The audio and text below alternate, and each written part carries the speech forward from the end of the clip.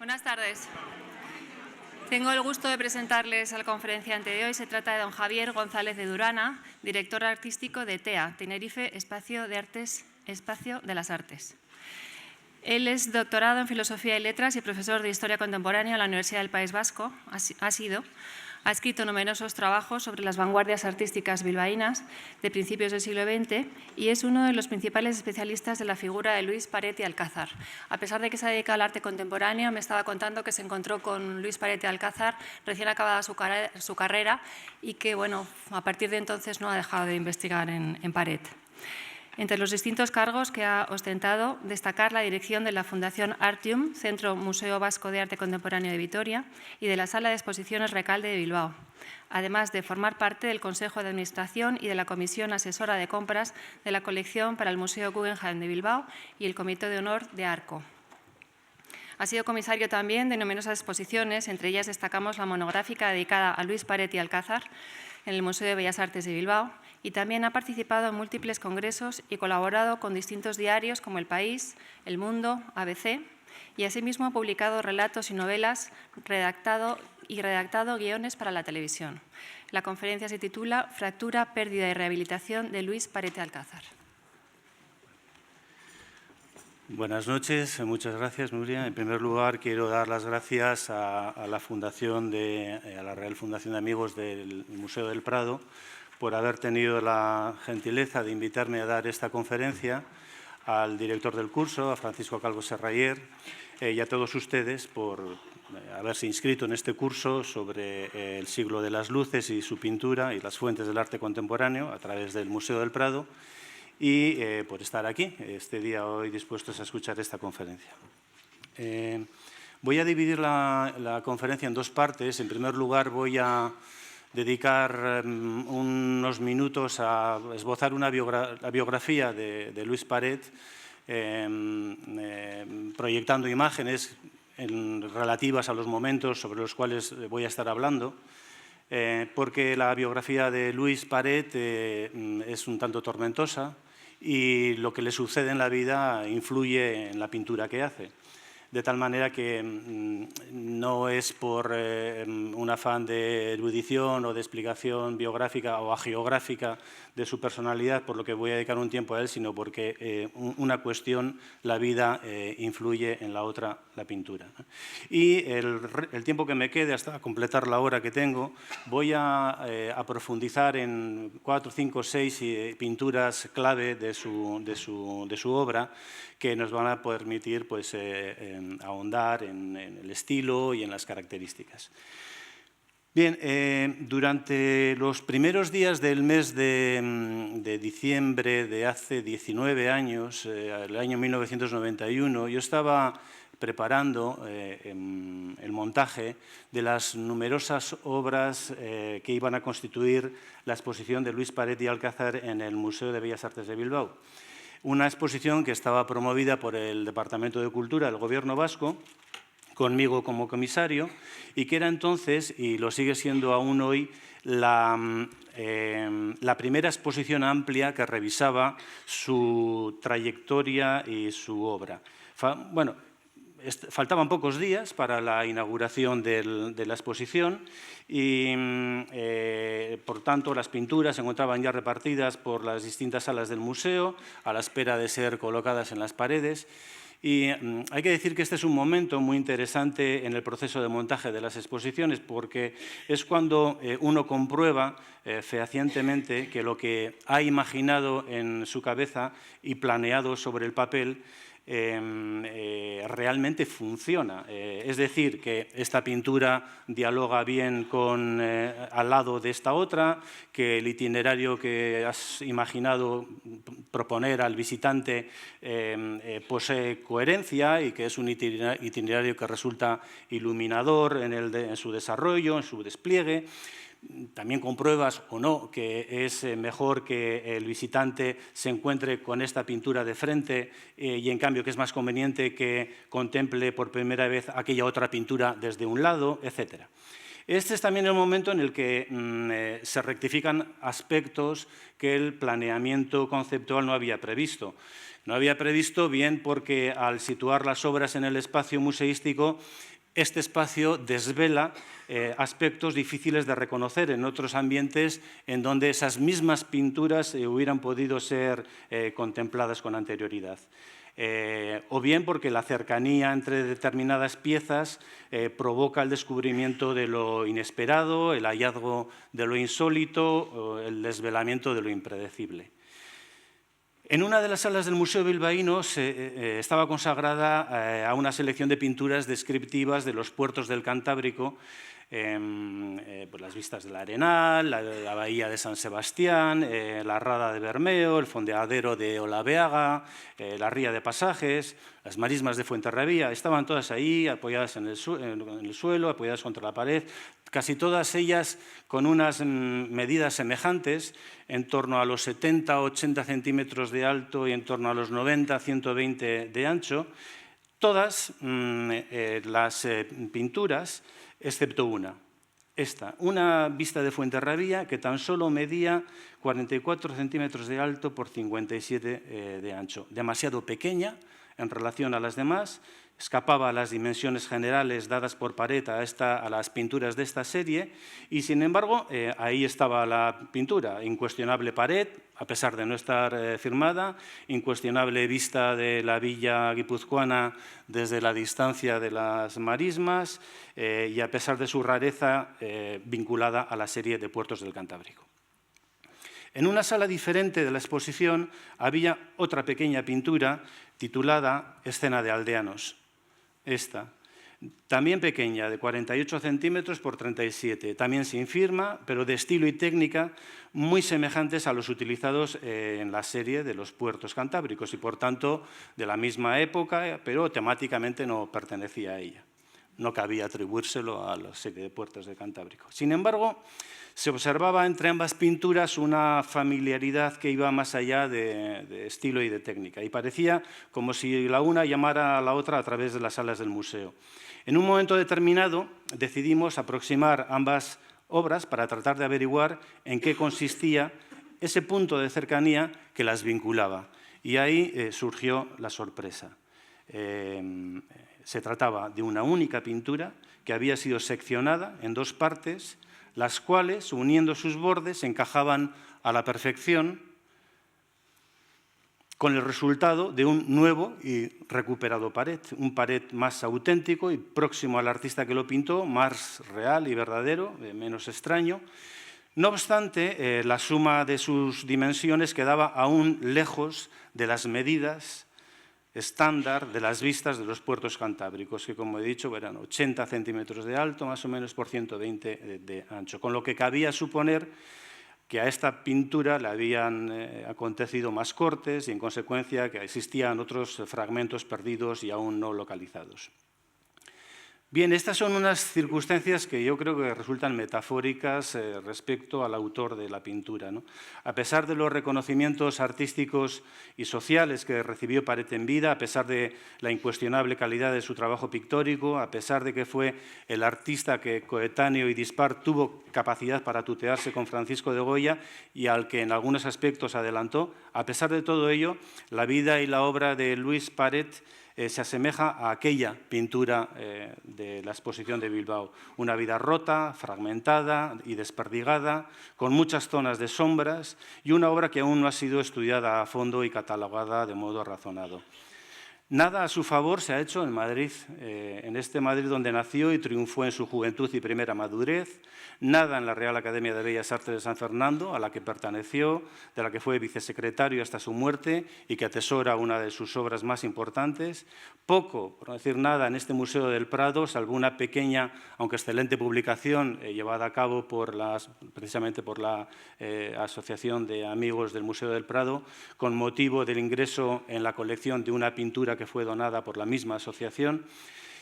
Y a pesar, tampoco digo nada en el Museo del Prado, poco, a pesar de las no pocas piezas que de Luis Paret este museo posee. Las pruebas más evidentes de esto que acabo de decir, de este nada que he ido adelantando, dejando caer como pesas, son, por una parte, que la primera y decisiva investigación sobre su vida y su obra la realizó en los años 50 del siglo pasado Osiris Delgado, un historiador natural de Puerto Rico, primer destino del destierro sufrido por Paret. Un trabajo que, a pesar del tiempo transcurrido, aún continúa siendo referencial e imprescindible. Y, de otra parte, que las dos únicas exposiciones en las que su obra ha podido ser contemplada con cierta hondura se celebraron en Bilbao, el segundo destino de su destierro, durante los pasados años 90. En fin, todo le llegará a Paret, pero al día de hoy la imagen de este artista la que se nos ofrece es como la de aquella pequeña, preciosa y sorprendente pintura, fracturada, perdida, con grandes incógnitas por desvelar y pendiente de ser rehabilitada. Bueno, Paret nació aquí, como he dicho, en Madrid en 1746 y desde muy chiquillo debió manifestar unas grandes cualidades para el dibujo y para la pintura, puesto que sus padres le pusieron profesores de calidad desde siendo muy niño, primero profesores privados y después ya a partir de 1756, con 10 años, le pusieron profesores dentro de la educación reglada y planificada de la Real Academia de San Fernando. Las noticias de estos primeros años de la vida de Paret proceden básicamente de la sucinta necrológica que Ceán Bermúdez escribió tras su fallecimiento. Unos datos, estos que ofrece Ceán, que probablemente, con gran seguridad, le había suministrado con anterioridad en vida el propio Paret, dada la amistad y aprecio que el escritor tenía por el pintor. De esta primera etapa formativa, Ceán resalta, es decir, lo resalta Paret por boca de él, el influjo que recibió del pintor francés Charles-François de la Traverse. Pues con él se introdujo en el dibujo, maduró en dibujo, maduró en invención de escenas, composiciones y se hizo de la mano de la Traverse con un bagaje intelectual, filosófico y de conocimiento de la historia de la pintura que le singularizó rápidamente al muchacho Paret, tanto en lo social como en lo pictórico. Esa relevancia personal, a pesar de su juventud, llamó enseguida la atención de la corte real y muy en especial del infante don Luis, a quien le uniría la fortuna y la desgracia, marcando de manera decisiva su vida y, en consecuencia, su obra. La fortuna que le proporcionó esta relación con el infante don Luis consistió, en primera instancia, en el hecho de poder viajar a Italia, por decirlo así, becado, diríamos hoy, y de vivir allí entre 1763 y el 66, con ese patrocinio, con ese aval del infante, y el conocimiento de la pintura flamenca que había recibido de la Traverse se completó con el conocimiento directo de la pintura italiana que ahora tuvo la posibilidad de recibir. Además de aprender lenguas clásicas, de forjarse un espíritu cultivado, cosmopolita. No es conocido ningún episodio o circunstancia de los casi 2 años y medio italianos, excepto que se esforzó en estudiar, que lo hizo con provecho, que visitó Nápoles, pues consta la existencia de dibujos copiados de pinturas de Herculano, y en donde presumiblemente adquiriría su gusto por los asuntos de la Roma clásica, a los que tan a menudo regresó después, como estos que estamos viendo ahora. No son estos todos los que hizo en esa estancia italiana, esto demuestra el gusto que adquirió por este tipo de temas y que desarrolló a lo largo de casi toda su vida. La estancia en Italia finalizó a finales de 66 y aquel año, con 20 años recién cumplidos, participó en el concurso de la Academia que le proporcionó su primer gran éxito, una medalla de oro por sendos dibujos de Pensado y de Repente. Este es el dibujo de Repente. Es Daniel en el foso de los leones, y este es el de Pensado, Aníbal ante el templo de Atenea, me parece que es en Cádiz, ¿no? Este hecho inauguraba la década triunfal de Paret en la corte de Madrid, que finalizó en el 75, poco tiempo después, con su destierro por causas que luego mencionaré. Los temas pictóricos de este periodo, estos pocos años de la primera mitad de los 70, corresponden a escenas escenas. Voy a pasar una secuencia amplia de imágenes, algunas de ellas volveré más tarde para profundizar en ellas. Escenas del Palacio Real, de la corte, sus festejos hípicos, escenas de representación teatral, retratos de mujeres, jóvenes, ramilletes, interiores, naturalezas muertas, acuarelas vistas de Madrid, urbanas, como esta Puerta del Sol, escenas de representación teatral o de lecturas poéticas en interiores palaciegos, también de escenas de calle, ¿no?, de majos y de escenas populares, como digo, ramilletes, floreros, la mayoría de estas cosas están en el Museo del Prado. Acuarelas como estos animales que formaban parte de la colección del infante Don Luis, pájaros, hizo una carpeta de numerosas acuarelas con muchos tipos de pájaros. Bueno, esta era la portada, la carpeta de pájaros. Su reconocimiento en la corte fue ascendente y culminó en 1974 al ser nombrado por el propio infante Don Luis su pintor de cámara con honor y sueldo. Sin embargo, aunque conservó su sueldo, esta relación con el infante de hecho apenas si duró algo más de un año, porque en 1775 Paret fue desterrado por el rey Carlos III a Puerto Rico como consecuencia de un oscuro escándalo en el que se detectan tanto asuntos de tinte mundano como otros de cariz institucional. En todo caso, asuntos provocados por la naturaleza humana y política de Don Luis. A él pues se debe la fortuna de haber podido viajar y recibir un apoyo, pero también a él se encuentra vinculada la causa de la caída en desgracia de Paret. Voy a tratar de explicar este asunto brevemente. Fernando VI murió sin descendencia, de modo que el heredero de la corona habría de ser alguno de sus 3 hermanastros, hijos de Felipe V, Isabel de Farnesio, de los cuales los 2 mayores, Felipe y Carlos, ya reinaban en estados italianos. Carlos en 2 Sicilias, Felipe en Parma. Y el tercer hermano era precisamente el infante Don Luis, al cual, como no le cabían expectativas de reinar en ningún otro reino, no había ya disponibles ningún otro más, se le encaminó desde muy temprano, desde niño, hacia el estado eclesiástico, para que allí pues, desarrollara una vida, digamos, profesional, por decirlo de alguna manera. En 1759, Fernando VII, ya viendo que era evidente que no iba a tener hijos, nombró heredero a uno de estos hermanastros, a Carlos, que reinaba en 2 Sicilias, el futuro Carlos III. Y a la vez, al hijo de Carlos III, Carlos también, el futuro Carlos IV, le nombró príncipe de Asturias, es decir, destinatario para heredar la corona. Sin embargo, este último nombramiento de Carlos, del hijo de Carlos, como príncipe de Asturias, vulneraba el Tratado de Utrecht, que establecía que los aspirantes al trono español debían haber nacido y haber sido educados en España para evitar que por vías laterales el trono de la corona regresara a manos de los Habsburgo.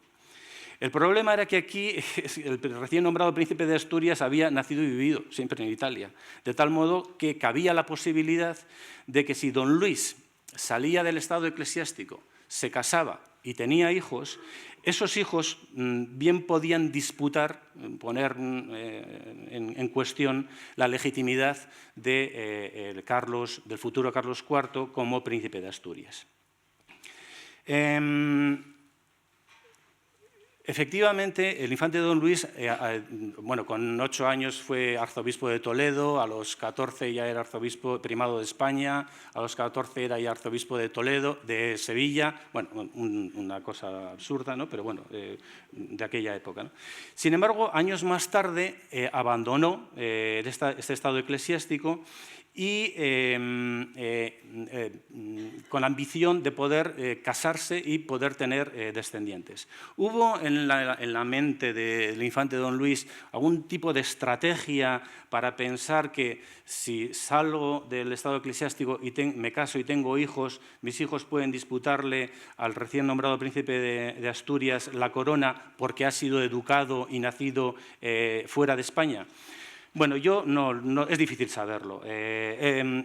Como digo, el infante recuperó el estado seglar en el año 54, cuando ya era evidente que Fernando VI no tendría descendencia, y después, pocos años después, al nuevo monarca, Carlos III, le pidió reiterados permisos para poder casarse, porque necesitaba el permiso del rey para casarse. Reiterados permisos a los cuales Carlos III puso constantes dificultades.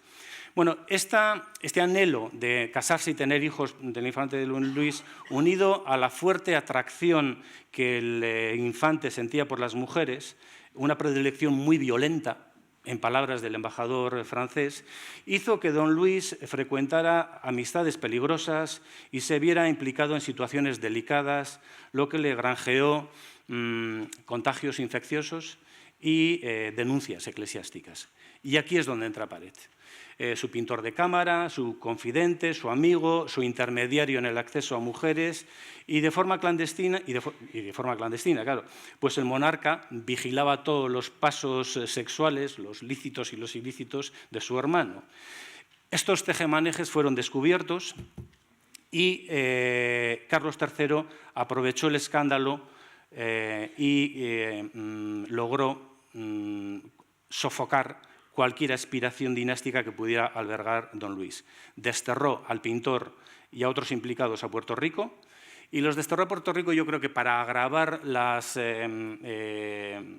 apariencia de los hechos, y aceptó que su hermano se casara, sí, pero que se casara con una mujer no perteneciente a Casa Real Europea, lo que se decía entonces una desigual. Por lo que en aplicación de la pragmática sanción, que había sido redactada prácticamente ad hominem, ¿no?, para el propio infante Don Luis en 1776, los descendientes de Don Luis, por casarse con una desigual, perdían todos los derechos que pudiera haber tenido el mayor de sus progenitores, el más relevante de sus progenitores. Bueno, además de este matrimonio, que fue llevado pocos meses después de publicada la pragmática sanción, estuvo acompañado por una orden de alejamiento de la corte, aunque no solo para el infante, sino también para su mujer, para sus hijos, lo que terminó por convertir al infante Don Luis en una especie de viajero amargado y errante por diferentes sitios reales. Es difícil, como digo, imaginar al infante Don Luis abrigando ambiciones monárquicas. A él, además de las mujeres, le interesaban la caza y las artes, en particular la música y la pintura. Nunca pareció muy proclive a la política, más bien al revés. A Carlos III, por tanto, le podían preocupar los descendientes de su hermano, no su hermano. En todo caso, el rey lo resolvió tajantemente, este problema, haciendo infeliz al infante por conducirlo a un matrimonio desdichado e interrumpiendo la carrera artística de su cabeza de turco, de su pintor, del amigo y partícipe de aventuras amorosas. Al marchar forzoso Paret del lado del infante, dejó libre un hueco como pintor de cámara que ocuparía otro artista que a partir de entonces acogió Don Luis, un joven que con idéntica edad que Luis Paret también empezaba a destacar en aquellos días, Francisco de Goya. Pido disculpas por esta larga digresión histórica, pero es que ello constituyó una decisiva influencia en Paret y, por tanto, para su arte. Su vida cambió radicalmente a partir de tales acontecimientos y lo que hasta entonces parecía encaminado con total claridad hacia el triunfo y los más elevados reconocimientos y logros pictóricos, pues cambió de orientación para tornarse lo contrario. Esto es dificultad, falta de clientela, alejamiento de los centros culturales decisivos, escasa visibilidad, etcétera. No obstante, si la fortuna social le dio la espalda, su pintura no cambió demasiado por ello, aunque San Juan de Puerto Rico no le diera apenas ocasiones para demostrarlo. Sabemos muy poco también sobre los casi 3 años de vida de Paret en aquella ciudad eminentemente militar, aunque no pequeña, tenía 70.000 habitantes. Continuó recibiendo el sueldo como pintor de cámara del infante Don Luis y no se le conocen actividades profesionales que le reportaran emolumentos suficientes como para sobrevivir en aquella remota colonia tan distinta de La Habana, donde sí existía un comercio rico y una burguesía cultivada que le podría haber dado trabajo. El principal negocio en Santa Cruz, aparte de los derivados de las instalaciones militares, era la Compañía de Asiento de Negros, establecido por Carlos III 10 años antes de la llegada de Paret para la regulación del tráfico de esclavos, de lo que Paret dejó algún testimonio dibujado. En fin, que no cabían esperar muchas delicadezas artísticas en aquel lugar. De hecho, sorprende que el único discípulo conocido que tuvo Paret en vida apareciese allí, en Puerto Rico, y que para mayor pasmo fuese un mulato, hijo de un antiguo esclavo liberado. Este discípulo fue José Campeche, cuya obra está bien estudiada y cuya trayectoria artística sufrió un extraordinario cambio cuando entró en contacto con el Paret desterrado. Pues de ser un convencional retratista de formación autodidacta y buenas dotes naturales, pasó a ser un exquisito pintor rococó muy cercano a la pintura de aquel a quien tomó por maestro, aunque solo mediara ante ambos una diferencia de edad de 5 años. 25 tenía Campeche, 30 tenía Paret. De aquellos años ha perdurado en el Museo de San Juan una pintura elocuente en muchos sentidos, ya que se trata de un autorretrato. Pintado nada más llegar a la isla, con 28 años, Paret se muestra de cuerpo entero, vestido a la usanza campesina, descalzo, las mangas de la camisa recogidas, los pantalones cortos, cargando un racimo de plátanos sobre su hombro y un machete en la mano izquierda. Mira de frente, directamente al espectador, con firmeza, algo ladeado, y ante una roca en cuyo costado hay una lápida con la inscripción de su nombre y su edad. De esta pintura hizo una réplica y se la remitió a Carlos III, al rey que la había desterrado a aquel lugar. ¿Qué quiso decir Paret con este gesto dirigido al rey? Vamos a suponer una serie de posibilidades. ¿Ya he llegado y estoy bien? ¿Procuro adaptarme a la vida y costumbres de la isla desde que me he instalado? ¿Me veo obligado a trabajar de campesino a falta de poder hacerlo como pintor? ¿No se olvide su majestad de este pobre súbdito? ¿Me encuentro en la mejor edad y malgastando el tiempo? ¿No pierdo la dignidad, en todo caso? Bueno, Paret con este regalo lanzaba, con esta imagen y con este regalo al rey, lanzaba su primera súplica indirecta de perdón, a la que seguirían otras hasta que logró provocar la compasión real. Salvo por la vestimenta y por el racimo, Paret pudo haber realizado esta obra en Aranjuez o en Nápoles. Estilísticamente poco se diferencia de otras pinturas suyas. La ropa tiene notas de calidad, el sombrero alado con lazo azul a juego con las líneas del pantalón, la sedosa apariencia de la camisa, el pañuelo blanco anudado alrededor de la boca, el porte es airoso, en fin, la ropa es pobre, pero se le ve elegante. El destierro de Paret en Puerto Rico se levantó durante el verano del 78, pero debido a razones burocráticas su salida de Puerto Rico se demoró unos meses. Sea como fuere, a principios del 79 ya estaba en Bilbao, ciudad situada a más de 40 leguas de la corte y reales sitios, que fue la pena leve que sustituyó el duro destierro colonial americano. ¿Por qué Paret eligió Bilbao? No hay una razón concreta conocida, sino posibles causas generales. La presencia de Paret en el País Vasco coincidió con un momento económico, social e intelectual de cierta brillantez, que se malograría poco después por la inestabilidad política francesa y española, pero gracias a ese bienestar Paret pudo trabajar en abundancia en Bilbao, pues no le faltaron clientes públicos y privados que le solicitaron obras de gran empeño y estableció relaciones con los grupos ilustrados locales próximos a la Real Sociedad Vascongada de Amigos del País, a cuyo director y primer impulsor, Xavier María Munive, hizo este retrato grabado. Y dentro de esos círculos ilustrados, su espíritu mundano pues, pudo encontrar acomodo y bienestar. Aquel ambiente de trabajo, de tranquilidad y prosperidad económica animó a Paret a crear su familia en Bilbao, donde contrajo matrimonio y tuvo a sus 2 hijas. Quizás en aquel momento Paret estaba pensando en un destierro más largo de lo que al final resultaría, y por eso se casó y tuvo esta voluntad como de asentamiento en aquella ciudad. Su fama como artista de prestigio le hizo ser muy requerido desde el primer momento que pisó tierra vasca, tanto por personas particulares como por instituciones. Sin embargo, a pesar de su engarce con el mundo cultural local, resulta llamativo que a diferencia de lo que pasó en Puerto Rico, que la presencia de Paret en Bilbao no provocara como resultado un discipulaje artístico, ¿no? Su paso por tierra vasca no dejó sembrada la semilla que prolongara una actividad artística de calidad. Tanto como una estrella fugaz, Paret llegó, deslumbró y se marchó. Desde el primer momento en que pisó la capital vasca, Paret aprovechó el tiempo con intensidad, como si quisiera recuperar parte de los años perdidos en la lejanía caribeña, y en el invierno-primavera del año 80 tomó dos decisiones importantes. La una, la he mencionado, casarse con la madrileña de ascendencia francesa María Micaela de las Nieves Fourdinier, a quien al parecer le unían relaciones desde antes de marchar a Puerto Rico y con quien antes de finalizar el año 81 ya había engendrado 2 hijas, lo que demuestra voluntad por asentarse personal y familiarmente, es decir, sentar cabeza de alguna manera. Y la otra decisión, solicitar su ingreso como académico de mérito en la Real Academia de Bellas Artes de San Fernando, para lo cual remitió a la institución una pintura titulada La circunspección de Diógenes, que es esta que están viendo. Lo que demuestra voluntad por asentarse artística y profesionalmente.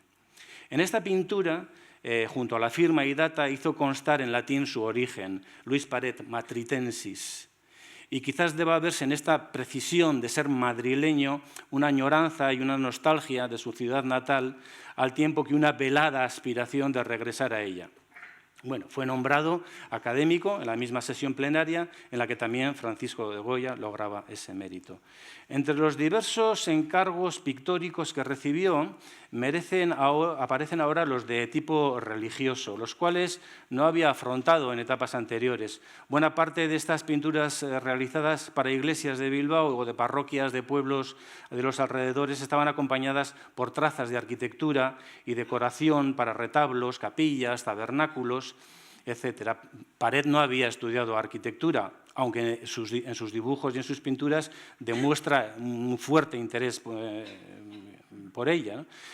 Pero, sin embargo, su título como académico le habilitaba para diseñar proyectos de arquitectura no edificatoria, digamos de arquitectura menor o decorativa, si bien llegó a realizar algunas trazas de construcciones de mayor entidad, como fuentes monumentales en Pamplona. De todas estas pinturas, las más importantes son esta, la invención de la Santa Cruz. Perdón un momento.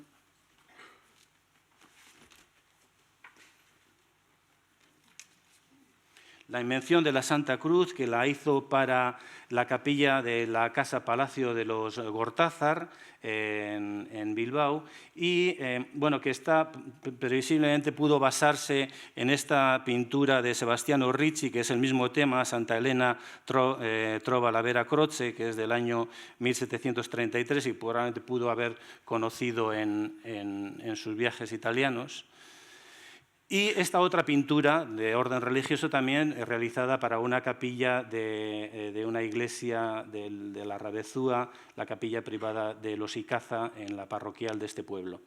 Sus relaciones no solo con la aristocracia local, sino con la sociedad, con la burguesía incipiente de Bilbao, derivaron en retratos, retratos de mujeres, de hombres, de soldados, de damas, otro curioso autorretrato, este de aquí, al que volveré después, en paisajes, escenas costumbristas de interior, estos son paisajes.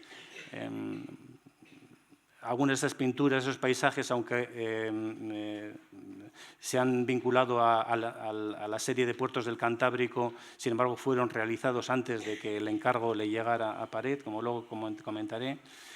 Dibujos en donde proliferan los magos, los brujos, los personajes cabalísticos, abracadabrantes, como pone ahí en esa medalla que cuelga del cuello de este brujo.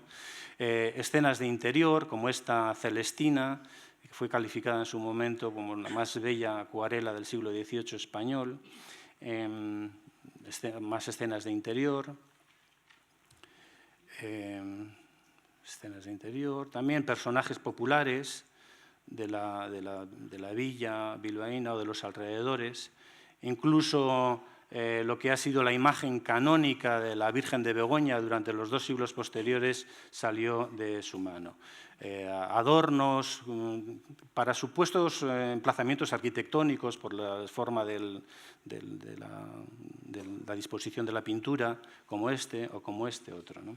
En todo caso, los 2 proyectos más atractivos que se le presentaron a partir de 1785 en Bilbao, en cuyo mes de agosto del 85 falleció su antiguo protector, el infante don Luis, aparecieron en este momento.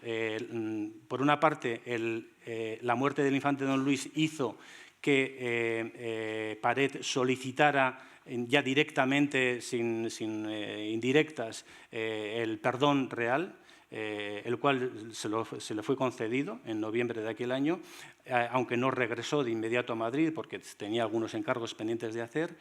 Y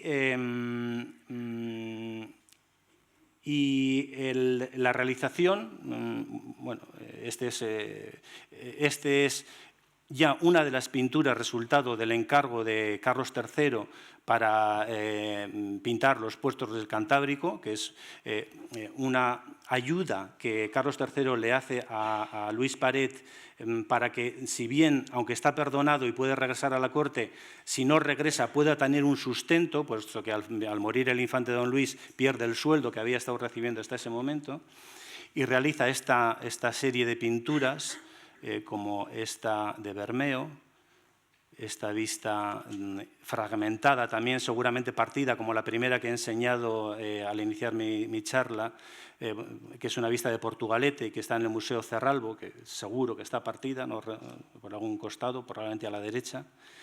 Esta otra de Fuenterrabía, esta otra de la ría de Pasajes, esta otra de la bahía de San Sebastián. Bueno, este es el primer encargo que recibe en el año 85, importante tarea que le ayuda a sostenerse en Bilbao sin el apoyo económico del infante don Luis. Perdonado ya, pero todavía ahí. Y la segunda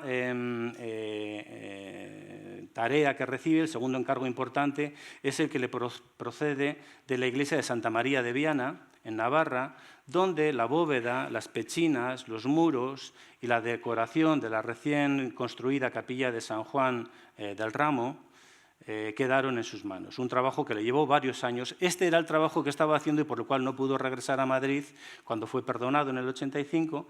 Estaba a caballo entre Viana y Bilbao. Y al mismo tiempo que hacía estos trabajos, estas pinturas para la capilla, también hacía las vistas de los puertos. Las pechinas, los dibujos, las acuarelas, la sabiduría evangélica, la prudencia, bueno, distintos temas. Bueno, es gracias a su regreso a Madrid, cosa que hace entre el 87 y el 88, y debido a la obligatoriedad de dar cuenta detallada de sus pertenencias en la aduana de Orduña, que entonces era una frontera interior del señorío de Vizcaya con Castilla, es gracias a esta obligatoriedad de dar detalle de las pertenencias por lo que conocemos como era la biblioteca de Paret. En ella había libros de Durero, había libros de Leonardo, de Vasari, había libros en francés, en inglés, en italiano, en portugués, en latín, en griego, había libros de literatura, de poesía, de arquitectura y geometría, de iconología, en fin, que nos pone de relieve la enorme erudición y la pasión por el cultivo de la inteligencia que Paret tuvo. Por desgracia, cuando Paret se instala en Madrid entre el 87 y el 88, su estrella había perdido la fortuna de la que gozó antes. El nuevo monarca, Carlos IV, tuvo su pintor favorito en Goya y las tendencias del momento orientadas hacia el neoclasicismo se alejaban del mundo pictórico, preciosista, teatral y recargado de detalles que tanto gustaba a Paret. Su momento había pasado. Incluso es muy probable que hubiera pasado bastantes años antes, solo que él, al parecer, no se había dado cuenta o no había querido seguir la moda. El monarca, en todo caso, no quiso dejar abandonado a Paret. ya regresado a Madrid, y le adquirió pinturas con temas referidos a Madrid y a la corte. No se sabe si muchas o pocas, ya que no se conocen más que 2 de este tipo, alguna de ellas, como esta jura de Carlos IV, no es precisamente de lo mejor, aunque sí es una pintura de gran tamaño. En el ámbito de la Academia de San Fernando, fue nombrado vicesecretario de la misma y secretario de la Comisión de Arquitectura en el año 92, y Paret trabajó diligentemente en tareas administrativas de la Academia, sacrificando quizás en cierta medida el ejercicio de la pintura. Participó activamente en el debate interno que condujo a la reforma de los estudios académicos del año 92, y los años anteriores a su muerte, que se produjo en el 99, fueron de repliegue. Apenas se conocen obras de esa última década y, salvo excepción notable, que luego veremos, lo que se conoce desdice bastante de sus magníficas facultades anteriores. Sin embargo, como ilustrador de libros, con dibujos que otros pasaban al grabado, vivió un fértil periodo, ¿no? Y conocemos este dibujo que fue grabado para un libro de Voltaire. Este era el frontispicio del libro del Consulado del Mar de Barcelona. Bueno, las musas también dibujó para el Parnaso. Bueno, este ha sido un repaso, por tanto, un tanto acelerado por la vida de Paret, y ahora voy a entrar a explicar algunas cosas, algunas obras más en detalle de su trayectoria.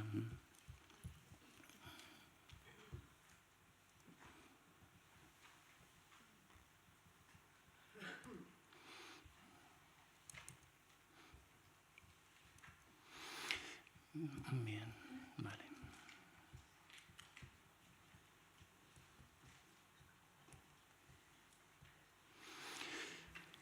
Bueno, este es un cuadro del Museo del Prado, se llama Las parejas reales, creo que no está expuesto, por lo menos no lo ha estado durante muchos años. Es un cuadro de grandes dimensiones y testimonia una fiesta hípica en el Palacio de Aranjuez, organizada por el príncipe de Asturias, el futuro Carlos IV. Esta pintura fue realizada con 24 años por el encargo del infante, ¿no?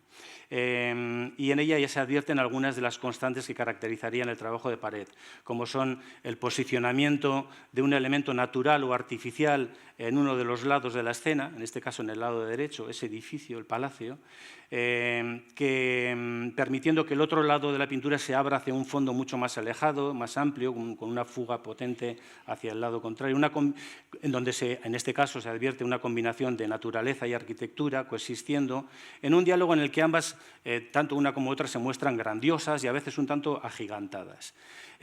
También otro rasgo es la proliferación de decenas de personajes de reducidas dimensiones, ocupando por lo general el pie de la escena, en actitudes y gestos diferentes, coordinados con gran acierto entre sí, dando lugar a una sensación de gran movilidad, una composición muy calculada, incluso en la deliberada decisión de dejar fuera del cuadro algunos elementos que pedirían haber entrado por entero, por ejemplo, como es esa especie de ruedo, ¿no?, que en el lado izquierdo no entra por completo, ¿no?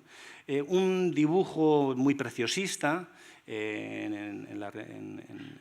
como alma, como estructura de fondo, una pincelada de toque muy leve, muy delicado, y un cromatismo que baña de ocres, de verdes, de azules la atmósfera general.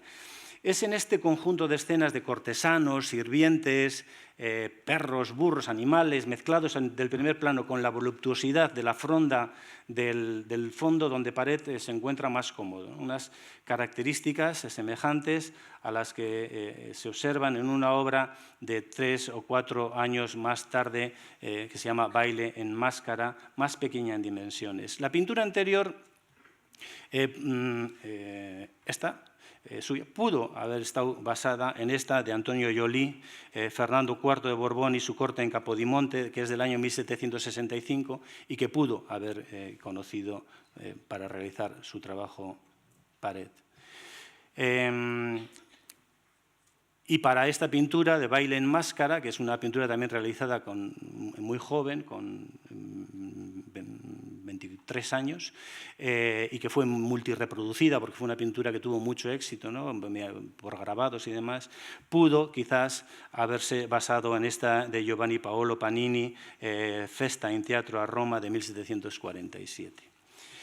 Esta otra pintura del año 70, que también es propiedad del Museo del Prado, Carlos III comiendo ante su corte, aquí es donde se ve claramente la magnificación, la casi hipertrofia, ¿no?, de la arquitectura en relación con las dimensiones de los personajes que la habitan, que se hace patente en esta obra hasta el punto de que el propio monarca aparece absorbido por el entorno y casi indistinguible de las otras figuras, ¿no? La fuerza de la sala palaciega donde se desarrolla la escena minimiza lo que ocurre en ella y el protagonismo se lo lleva el fastuoso y recargado aparato artístico y decorativo que lo cubre todo, suelo, paredes, techo, transmitiéndonos un horror vacui que más que pictórico y achacable a la pared pertenece a la naturaleza ambiental del lugar donde se desarrolla la escena, si bien pared en absoluto la rechaza, sino que se aprovecha de ella, incluso lo intensifica. Real o imaginada, la escena contiene no pocas peculiaridades, aparte de las ya mencionadas en la pintura de las parejas reales. La mesa donde almuerza el monarca no está en el centro del espacio, sino cerca de un rincón, y el rey ofrece su espalda a una gran puerta de acceso. Sin embargo, esa posición de la mesa y el comensal le permite al pintor crear un gran espacio vacío en la sala, en el centro de la sala, no solo, tan solo iluminado por la luz lateral que entra por la izquierda. Pues todos los cortesanos, criados y animales, los perros que hay por ahí, se distribuyen por la periferia de la habitación. Un vacío que incrementa, si cabe, la extraña magnitud del espacio. Y como elemento equilibrante de la claridad que procede de la ventana que no se observa, todo el borde derecho de la pintura está ocupado por un escenográfico telón azul de cenefa dorada que se recoge con cierta informalidad, introduciendo un leve desorden en un lugar, un momento y unas personas de estricto protocolo. Quizás pudo basarse en esta pintura o tener en cuenta esta relación entre tamaño de figura y tamaño de arquitectura en esta pintura de Francesco Guardi, Pío VI en el convento de San Sanipolo de 1782. Bueno, aunque no, porque en todo caso absorben los dos un mismo espíritu, porque esta pintura no la pudo conocer Paret, pero sí, vamos, pertenecen a un mismo espíritu de la época, ¿no? Esta pintura, La tienda del anticuario, es del 72 y en ella Paret se tornó un poco más íntimo y doméstico que en otras obras de esta misma época, sin perder su peculiar modo de pintar y utilizar su caligrafía pictórica. Sin embargo, él mismo se persona en la escena sin distancias y queriéndose como introducir a sí mismo en ella. Es como si en esta tienda de anticuario, Paret se sintiera más cómodo y más cercano a sus preferencias personales, ¿no? Las pinturas, los paños, los objetos decorativos y la conversación entre las personas que todo ello suscita, ¿no? El espíritu ilustrado del siglo XVIII, en su versión comercial, a ras de calle, inunda esta pintura. El detalle culto del hombre que consulta un libro, el objeto elegante que adorna un extremo del mostrador o la cercana mesa, las telas primorosas y de diversas calidades que cuelgan de lo alto, la amable atención a la clienta, el orden de las vitrinas y, sobre todo, la proximidad de las personas, concretas y reconocibles en este interior, frente a las multitudes indeterminadas que abarrotan las escenas de exterior que hemos visto antes y que veremos después. Como si nos dijera que el encuentro entre las personas de distinta condición se produce en el escenario democratizante de la calle, pero que la relación con el bienestar intelectual tiene lugar en el ámbito reducido y acondicionado de lo privado y lo personal, como en esta tienda. Aquí la luz procede de la derecha y arroja sombras sobre el primer término, la mirada de Paret cruza diagonalmente la estancia, como en Carlos III, comiendo ante su corte, y los paños colgantes introducen un cromatismo informal en el espacio, bien armonizado con el azul verdoso general, suave y aterciopelado. La luminosidad se concentra en la mujer, que atrae las miradas de sus acompañantes, del hombre, de la criada y la niña que está en brazos de esta, mientras que los dependientes se afanan en otras tareas a la espera de la decisión final de la mujer. Esta pintura, La Puerta del Sol, que está en el Museo de Bellas Artes de La Habana y pudo verse hace unos cuantos años aquí en una exposición en Madrid, la única vez que ha salido de La Habana, es del año 73. Esta es una de las pocas pinturas de las que sabemos con certeza que fue hecha para el infante Don Luis. Aquí se hace evidente también cómo la relación escenario-protagonistas se resuelve en favor del primero, hasta el punto de que los pequeños personajes parecen sumergidos en la magnificada arquitectura del espacio urbano. La verticalidad de la iglesia del Buen Suceso, que existió entre la calle Alcará y la carrera de San Jerónimo, cuyas ruinas aparecieron hace poco cuando se hizo la estación en la Puerta del Sol. Se ve acentuada la verticalidad de esta iglesia por la cota topográficamente más baja desde la que la imagen es tomada. El lado izquierdo está cortado por la esquina de un edificio, como he señalado antes, que asoma, es el comienzo de la calle Montera. Y la disposición de las arquitecturas crean dos líneas de fuerza. Una es horizontal, marcada por la propia calle Alcalá, que se va hacia ahí, hacia la izquierda, cuyo fondo las casas se difuminan en una borrosa claridad. Y la otra es vertical, constituida por la famosa fuente de Mariblanca, que está delante de la iglesia, y las agujas de los chapiteles que se elevan tras el templo. La claridad del sol de media tarde que ilumina el lugar, sin embargo, deja unas zonas sombreadas en primer término, que es donde se acumulan las figuras de personas, tartanas y animales en libre mezcolanza heterogénea de gentes del pueblo, curas, enanos, manolas y aristócratas o adinerados. Es la visión de un Madrid castizo que quiere quitarse de encima la losa de ser una aldea grande y polvorienta, donde la gente pasea, habla, juega y descansa con tranquilidad y sosiego en un escenario que trasciende espiritualidad y humanismo. No es la pastoril pradera de San Isidro, sino un enclave mucho más urbano, el corazón de la ciudad, pero respira idéntica coexistencia cívica y voluntad de concordia que la pradera. Pudo basarse en esta imagen de Giovanni Paolo Panini, la Basílica de Santa María Maggiore, de 1742. Bueno, esta pintura es la circunspección de Diógenes, es la pintura que realizada en Bilbao en 1780 le permite acceder al mérito de académico de número en la Real Academia de Bellas Artes de San Fernando, y es un asunto verdaderamente muy poco tratado en la historia de la pintura, la circunspección de Diógenes. Pero quizás Paret lo eligió para referirse a sí mismo.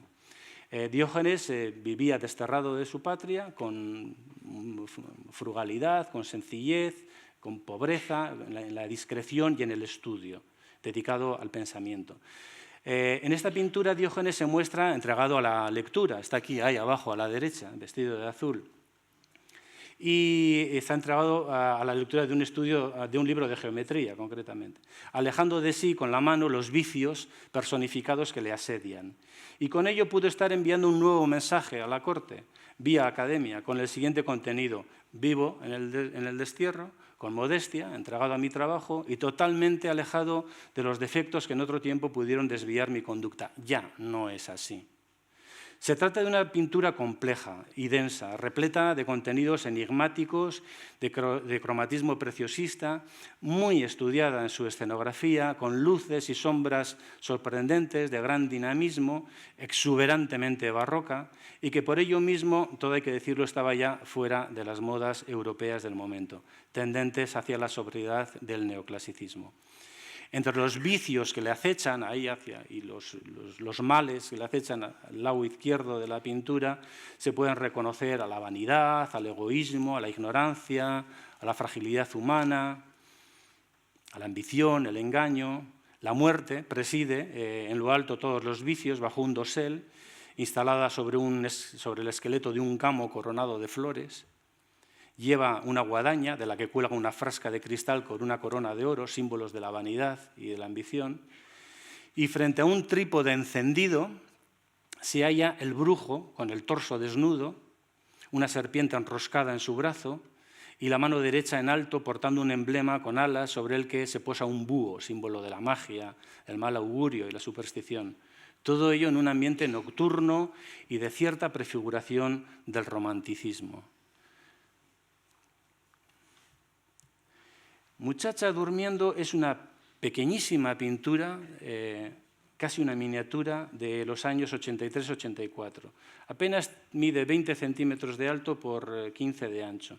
Sin embargo, la composición posee una grandeza poco discutible. Todo sugiere en esta escena los instantes posteriores a un lance amoroso, tras el cual la muchacha ha quedado plácidamente dormida en la hamaca. Podría tratarse de la mujer de Paret, porque se parece fisonómicamente bastante a ella, pero bueno, trasciende el personalismo. Esta obra se relaciona con otras de la etapa bilbaína en las que también aborda escenas de interior en camarotes y habitaciones de pequeñas dimensiones, si bien lo que en esta escena hay de refinada exaltación de los sentidos, la bebida, el placer, el relajo, en las otras se trueca más costumbrismo popular. En una de las otras imágenes que hemos visto antes, la Celestina, ya se insinúa el tema de la pareja en busca del amor, que en esta pintura al parecer ya ha alcanzado.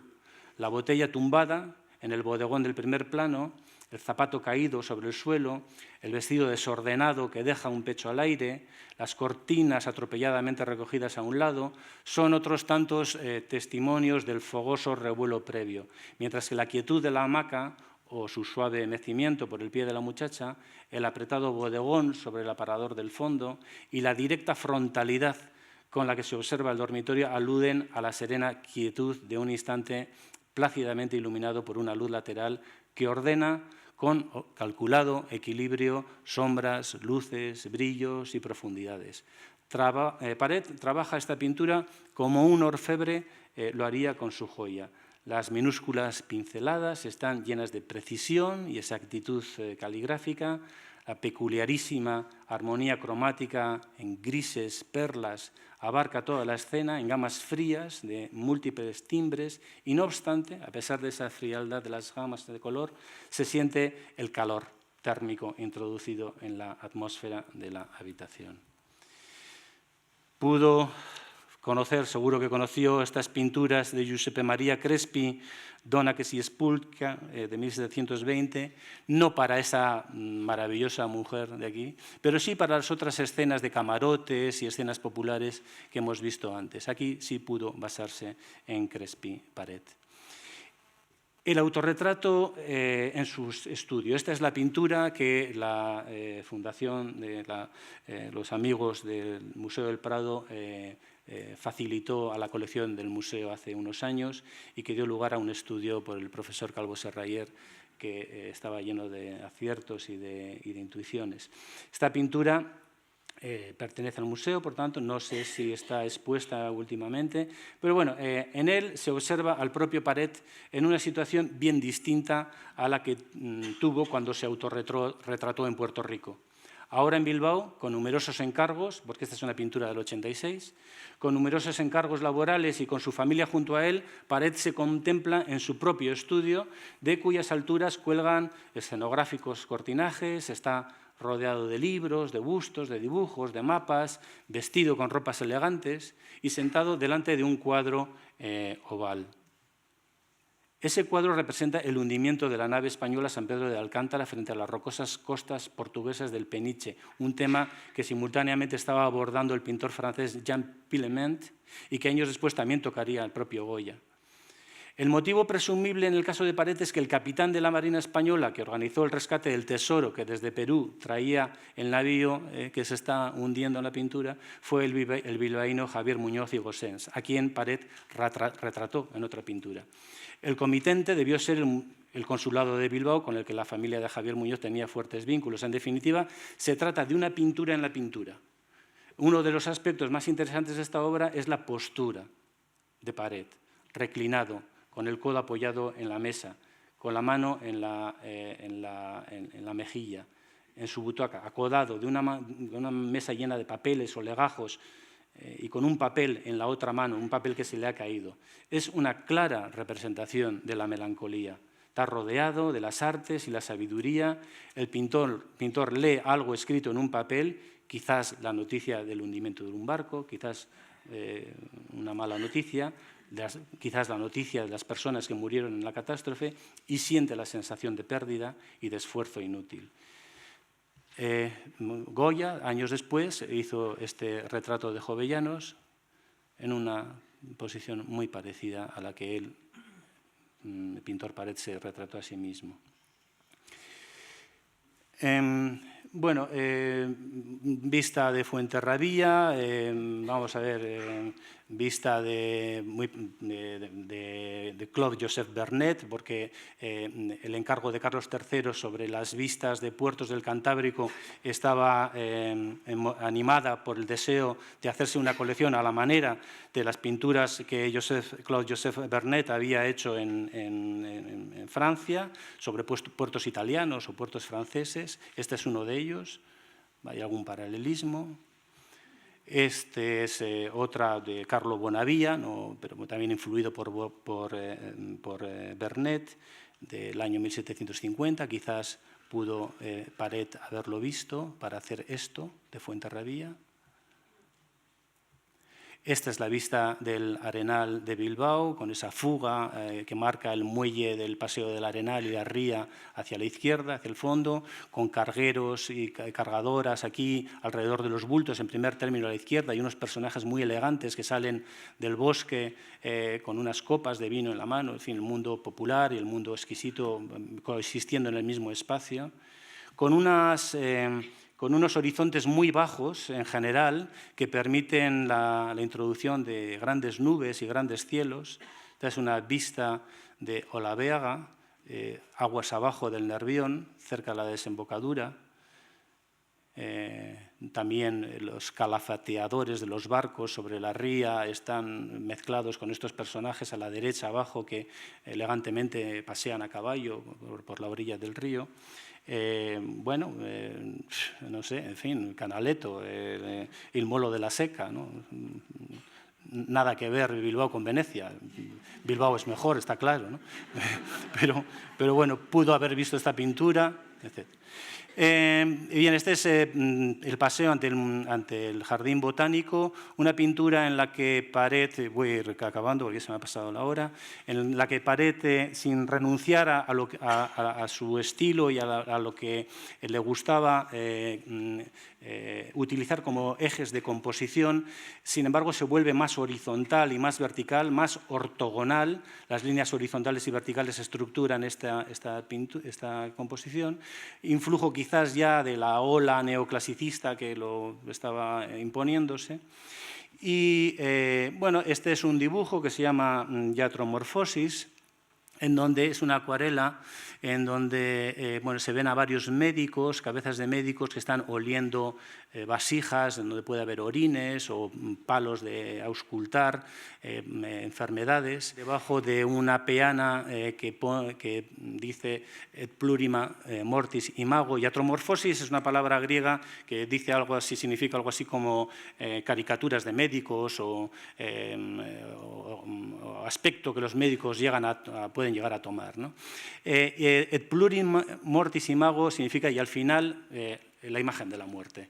Y esta acuarela afirmo, estar basada en este grabado de William Hogarth que se llama The Company of Undertakers, de 1737, en donde también et plurima mortis imago se puede ver abajo de esa especie de escudo que tiene, en vez de como armas, lleva dos tibias a los lados.